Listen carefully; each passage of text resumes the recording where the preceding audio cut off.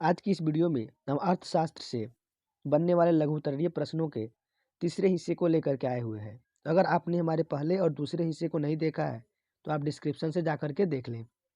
तो आइए कि वीडियो को शुरू करते हैं। अगर हमारे चैनल पे आप नए हैं तो चैनल को सब्सक्राइब करें और बेल आइकन को प्रेस करें। और इस वीडियो का PDF आपको डिस्क्रिप्शन में मिल जाएगा। तो आइए वीडियो को शुरू करते हैं। पहला प्रश्न है, मांग के नियम की व्याख्या करें। तो मांग के नियम अन्य बातें समान रहने पर वस्तु की कीमत एवं वस्तु की मात्रा में विपरीत संबंध पाया जाता है। मांग का नियम बताता है कि अन्य बातें समान रहने पर कीमत में कमी के परिणाम स्वरूप वस्तु की मांगी जाने वाली मात्रा में वृद्धि होती है तथा कीमत में वृद्धि होने पर मांगी जाने वाली मात्रा में कमी होती है। अगला प्रश्न, कुल उत्पादन और औसत उत्पादन क्या है? तो कुल उत्पादन देखिए, किसी एक निश्चित समय अवधि में उत्पत्ति के साधनों का प्रयोग करके उत्पादित की गई वस्तुओं और सेवाओं की कुल मात्रा को कुल उत्पाद कहते हैं। यह कहा जाता है। परिवर्तनशील साधनों के प्रति इकाई उत्पाद को औसत उत्पाद कहते हैं। सीमांत उत्पाद क्या है? किसी परिवर्तनशील साधनों की एक अतिरिक्त इकाई का या एक क्रम इकाई का प्रयोग करने से कुल उत्पाद में जो अंतर आता है उसे सीमांत उत्पाद कहते हैं।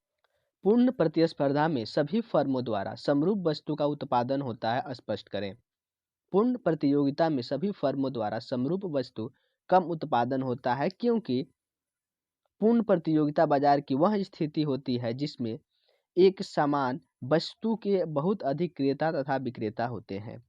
इसके अंतर्गत सभी फर्म एक ही तरह की समरूप वस्तु का उत्पादन करते हैं। क्रेता तथा विक्रेता बाजार की कीमतों को प्रभावित नहीं कर पाते। यही कारण है कि पूर्ण प्रतियोगिता बाजार में वस्तु की एक ही कीमत प्रचलित रहती है, जिसके कारण समरूप वस्तु का उत्पादन करना पड़ता है।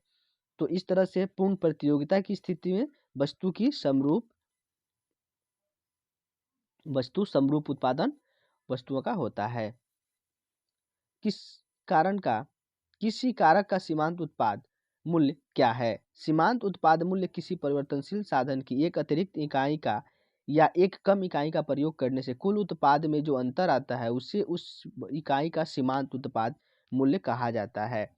सीमांत उत्पाद मूल्य किसी भी परिवर्तनशील साधन की एक अतिरिक्त इकाई का या एक कम इकाई का प्रयोग करने से जो भी अंतर आता है उसे ही हम सीमांत उत्पाद मूल्य कहते हैं। तो MP मार्जिनल प्रोपेंसिटी। सकल घरेलू उत्पाद को परिभाषित करें। सकल घरेलू उत्पाद एक लेखा वर्ष में किसी देश की घरेलू सीमा में सभी उत्पादों द्वारा जितनी भी अंतिम वस्तुओं और सेवाओं का उत्पादन होता है उनकी बाजार कीमत में जोड़ को बाजार कीमत पर सकल घरेलू उत्पाद कहा जाता है।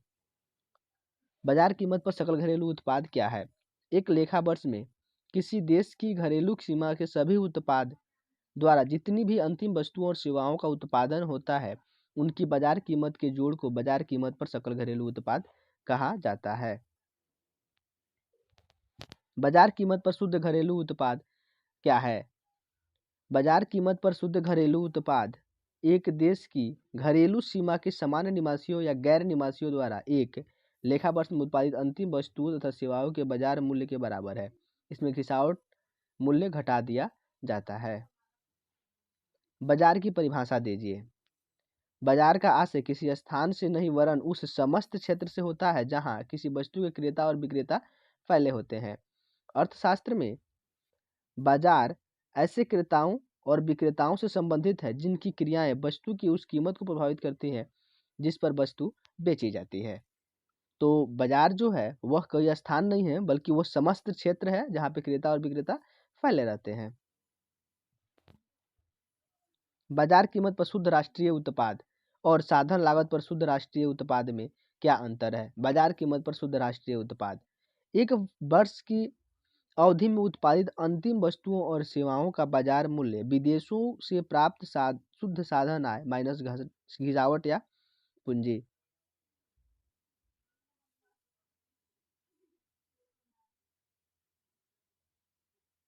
आय का चक्रीय प्रवाह क्या है? देखेंगे, आय का चक्रीय प्रवाह से मतलब अर्थव्यवस्था के विभिन्न क्षेत्रों में मौद्रिक आय के प्रवाह या वस्तु और सेवाओं के चक्रीय रूप से प्रवाह से है। यानी कि जो भी मौद्रिक वस्तुओं और सेवाओं का चक्रीय रूप से प्रवाह होता है। इस प्रवाह की आय का चक्रीय प्रवाह इसलिए कहा जाता है क्योंकि इस प्रवाह का न कोई आरंभ होता है और न कोई अंत। यह निरंतर एक चक्र के रूप में प्रवाहित होता रहता है। व्यक्तिगत प्रयोज्य आय क्या है? What is personal disposable income? व्यक्तिगत प्रयोज्य आय वह आय है जो व्यक्तियों को सभी स्रोतों से प्राप्त होती है तथा सरकार द्वारा आरोपित करों के भुगतान के बाद व्यक्ति के पास बचती है। ये बहुत ही महत्वपूर्ण प्रश्न है, VBI आप इसे समझ लेंगे कि व्यक्तिगत प्रयोज्य आय वह आय है जो व्यक्तियों को सभी स्रोतों से प्राप्त होती है, जितने भी स्रोत हैं उनके पास आय के उनसे प्राप्त होती है तथा सरकार द्वारा आरोपित करों के भुगतान के बाद व्यक्ति के पास बचती है। राष्ट्रीय प्रयोज्य आय क्या है? देखिए, राष्ट्रीय प्रयोज्य आय वह आय है जो किसी देश के निवासियों को सभी स्रोतों, अर्जित आय एवं विदेशों से प्राप्त होने वाले चालू हस्तांतरण भुगतान से उपभोग या बचत के लिए एक वर्ष में प्राप्त होती है। दोहरी गणना की समस्या क्या है?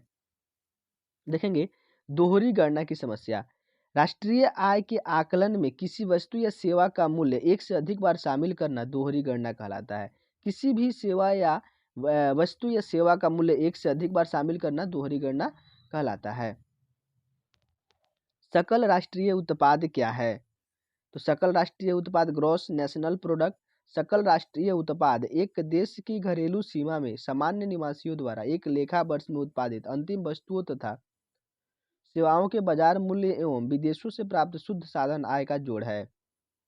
अगला प्रश्न है, चाय की दो पूरक वस्तुओं का उदाहरण दे। देखिए, दो पूरक वस्तुओं का उदाहरण।